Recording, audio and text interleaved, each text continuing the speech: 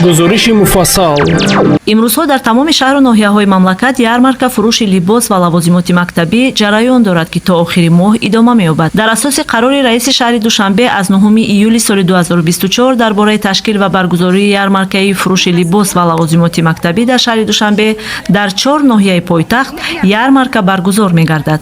ба ин васила роҳбарони як қатор идораҳои дахлдор вазифадор карда шуданд, ки иштироки фаъолонаи соҳибкорон ва истеҳсолкунандагони ватаниро дар ярмаркаҳои мазкур таъмин намуда, сифати маҳсулоти воридшударо назорат намоянд. дар ин хусус гузориши ҳамкорамон Шарофиддин Каримовро бишнавед. таъмини хонандагон бо либосҳои мактабии истеҳсоли ватанӣ аз масъалаҳои муҳим маҳсуб шуда ҳукумати ҷумҳурии Тоҷикистон дар ин самт пайваста тадбирҳои судманд меандешад. ба ин масъала асосгузори сулҳу ваҳдати миллӣ, пешвои миллат, президенти ҷумҳурии Тоҷикистон муҳтарам Эмомалӣ Раҳмон таваҷҷӯҳи хоса зоҳир намуда, масъулин ва роҳбарони корхонаҳои дузандагиро вазифадор карданд, ки истеҳсоли либосҳои мактабиро дар ҷумҳурӣ афзоиш дода, ба ин восита ҷойҳои нави кори таъсис ва ҳамзамон хонандагони мамлакатро бо либосҳои хушсифат таъмин намоянд. тавре Шифо Собиров, сардори шӯъбаи корхонаи насоҷии тоҷик, мегӯяд, ки маҳсулоти истеҳсолкардаи корхонаашон ба талаботи муштариён ҷавобгӯ буда, бо нархҳои дастрас пешниҳод карда мешавад.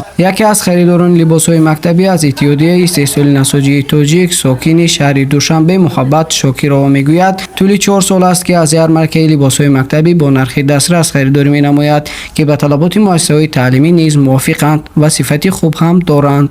4.5 сол мешавад, ки аз насоҷии тоҷик омада барои фарзандам барои либосҳои мактабӣ харидорӣ мекунам. бисёр бо сифати олии баланд, бо нархи арзон. марҳамат волидайни азиз, ҳаматон ба ҳамин насоҷии тоҷик биёед.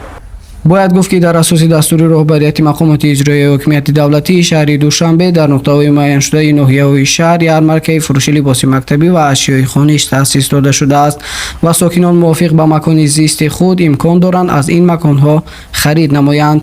мақсад аз баргузории ярмаркаҳои мазкур таъмин намудани хонандагони муассисаҳои таҳсилоти умумӣ ва олии кишвар бо либос ва лавозимоти мактабӣ буда, истеҳсоли ватаниро бо сифати аъло ва бо нархи дастрас ба роҳ мондан аст. Шарофиддин Каримов, Садои Душанбе.